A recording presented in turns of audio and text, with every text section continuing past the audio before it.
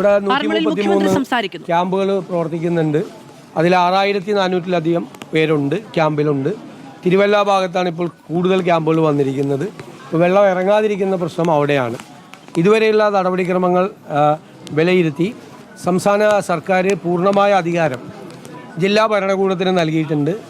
എത്ര രൂപ വേണമെങ്കിലും ചെലവാക്കാനുള്ള അധികാരം കൊടുത്തിട്ടുണ്ട്. ക്യാമ്പിലെ ഭക്ഷണ സാധനങ്ങൾക്കൊക്കെ ഏറ്റവും നല്ല രീതിയിൽ, ഏറ്റവും ശുചിയായ രീതിയിൽ ഭക്ഷണം കൊടുക്കണമെന്ന് നിർദ്ദേശിച്ചിട്ടുണ്ട്. അത് ചെയ്തു വരുന്നുണ്ട് ഭംഗിയായിട്ട്. ആവശ്യമായ ടോയ്ലറ്റ് സൗകര്യം ഇല്ലാത്ത സ്ഥലങ്ങളിൽ ബയോ ടോയ്ലറ്റുകൾ കൊണ്ടുവരാൻ വേണ്ടിയിട്ടുള്ള സംവിധാനങ്ങൾ ഏർപ്പെടുത്തിയിട്ടുണ്ട്. എല്ലാ സ്ഥലത്തും ലൈറ്റ് ഏർപ്പാട് ചെയ്തിട്ടുണ്ട്. പോലീസിൻ്റെ പ്രത്യേകമായ സുരക്ഷാ സംവിധാനം എല്ലാ ക്യാമ്പുകളിലും ഏർപ്പെടുത്തിയിട്ടുണ്ട്. ഇനി വെള്ളം ഒഴിഞ്ഞു കഴിയുമ്പോൾ തിരിച്ച് വീടുകളിലേക്ക് പോകുന്നവർക്ക് വെള്ളം കയറിയ വീടുകൾക്ക് 10,000 രൂപ ധനസഹായമായിട്ട് അത് നൽകും. തീർച്ചയായിട്ടും ഇത് ഒരു പത്തനംതിട്ട ജില്ലയിൽ ഈ പ്രതിഭാസം വീണ്ടും ആവർത്തിക്കുകയാണ്. അപ്പോൾ 2018-ലെയും 19-ലെയും വലിയ പ്രളയത്തിന് ശേഷം ഉണ്ടായ കാര്യങ്ങൾ, അതിന് ശേഷമുള്ള ഒരു നടപടിക്രമങ്ങൾ സ്വീകരിക്കാത്തതിൻ്റെ ഒരു പ്രശ്നം കൂടിയുണ്ട്. പമ്പ ഉൾപ്പെടെയുള്ള നദികളിലെല്ലാം അന്ന് വന്നടിഞ്ഞ മണ്ണും ഓരോ പ്രളയത്തിലും വന്നടിയുന്ന മണ്ണും നിറഞ്ഞു കിടക്കുകയാണ്. അപ്പോൾ യഥാർത്ഥത്തിൽ വെള്ളത്തിന് ക്യാരി ചെയ്യാനുള്ള, വെള്ളം പോകാനുള്ള സ്ഥലം വളരെ കുറവാണ്. അപ്പോൾ ഈ മണ്ണ് പെട്ടെന്ന് നീക്കം ചെയ്താൽ മാത്രമാണ്. ഇതിപ്പോൾ ചെറിയ മഴ പെയ്താൽ പോലും വെള്ളം പൊങ്ങുന്ന സ്ഥലമായി പല പ്രദേശവും മാറിയിരിക്കുകയാണ്. അപ്പോൾ പുഴയുടെ ആഴം കുറഞ്ഞിരിക്കുകയാണ്.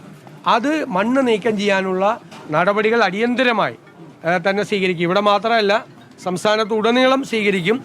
അതിന് ഏറ്റവും കൂടുതൽ പ്രാധാന്യവും മുൻഗണനയും പത്തനംതിട്ട ജില്ലയിൽ കൊടുക്കും. അതുപോലെ കാലാവസ്ഥ പ്രവചനവുമായി ബന്ധപ്പെട്ട നിലവിലുള്ള സംവിധാനങ്ങൾ നല്ല രീതിയിൽ മെച്ചപ്പെടുത്താനുള്ള തീരുമാനം നമ്മൾ ബജറ്റിൽ തന്നെ പ്രഖ്യാപിച്ചിട്ടുണ്ട്.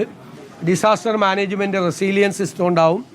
അതും ഏറ്റവും ഒരു പൈലറ്റ് പ്രോജക്റ്റായിട്ട് നമ്മൾ പത്തനംതിട്ട ജില്ലയിൽ തന്നെ നടപ്പാക്കാനുള്ള തീരുമാനമാണ് നമ്മൾ എടുത്തിരിക്കുന്നത്.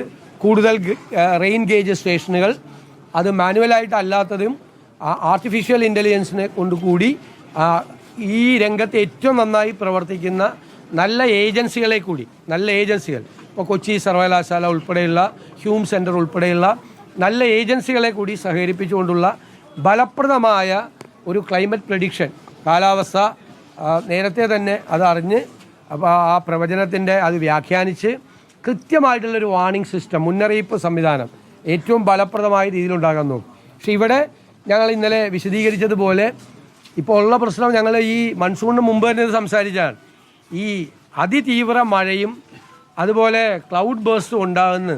റഡാറിൽ ഇത് അറിഞ്ഞു കഴിഞ്ഞാൽ നമ്മൾ ആളുകളെ മാറ്റുന്നതിനുള്ള സമയം കിട്ടുന്നില്ല. അത്ര ചെറിയ ഗ്യാപ്പിൽ ഇത്രയും വലിയ മഴ പെയ്യാണ്. 200 മില്ലിക്ക് മീതെ മഴ പെയ്താൽ തന്നെ അതിതീവ്ര മഴയാണ്. ഇവിടെ പല സ്ഥലത്തും 340 ആണ് വടശ്ശേരിക്കരയിലേത്. അപ്പോൾ ഒരുപാട് സ്ഥലത്ത് ഈ 200-ന് മീതെ അതിതീവ്ര മഴ വളരെ കുറഞ്ഞ സമയം ഉണ്ടായിരിക്കുകയാണ്. പിന്നെ വെള്ളം പൊങ്ങാനുള്ള പ്രധാനപ്പെട്ട കാരണം വനത്തിന് അകത്തുണ്ടായ ലാൻഡ് സ്ലൈഡുകളും ലാൻഡ് സ്ലിപ്പുകളുമാണ്. ധാരാളം ലാൻഡ് സ്ലൈഡും ലാൻഡ് സ്ലിപ്പും വനത്തിനകത്തുണ്ടായിട്ടുണ്ട്. ഒരുപക്ഷെ വലിയ ഭാഗ്യം കൊണ്ടാണ് വലിയ ഈ അധികം മരണങ്ങളോ അങ്ങനത്തെ വലിയ അപകടങ്ങളോ ഉണ്ടാകാതെ പോയതൊരു ഭാഗ്യത്തിൻ്റെ ഒരു ഘടകം കൂടി യഥാർത്ഥത്തിലുണ്ട്. അപ്പോൾ വനത്തിന് അകത്തു നിന്നും ആ പൊട്ടിയൊലിച്ച് വന്ന വെള്ളമാണ്. വലിയ ലാൻഡ് സ്ലൈഡ് ഉണ്ടായിട്ടുണ്ട്, ചെറിയ ചെറിയ ലാൻഡ് സ്ലിപ്പുകൾ ധാരാളമായിട്ടുണ്ടായിട്ടുണ്ട്. ഫോറസ്റ്റ് ഡിപ്പാർട്ട്മെൻറ്റും അത് റിപ്പോർട്ട് ചെയ്തിട്ടുണ്ട്. അല്ലാത്ത സ്ഥലങ്ങളിലും ഉണ്ടായിട്ടുണ്ട്. അപ്പോൾ അതെല്ലാം കൂടി പരിശോധിച്ചുള്ളൊരു ഫലപ്രദമായ, ഇന്ത്യയിലെ തന്നെ ഏറ്റവും ഫലപ്രദമായ ഒരു ഡിസാസ്റ്റർ മാനേജ്മെൻറ്റ് റെസീലിയൻസ് സിസ്റ്റം കേരളത്തിൽ ഉണ്ടാകുന്നതിനെക്കുറിച്ച് നമുക്ക് ആലോചിക്കും. അതിന് പത്തനംതിട്ട ജില്ലയ്ക്ക് പൂർണ്ണമായ മുൻഗണന നൽകും.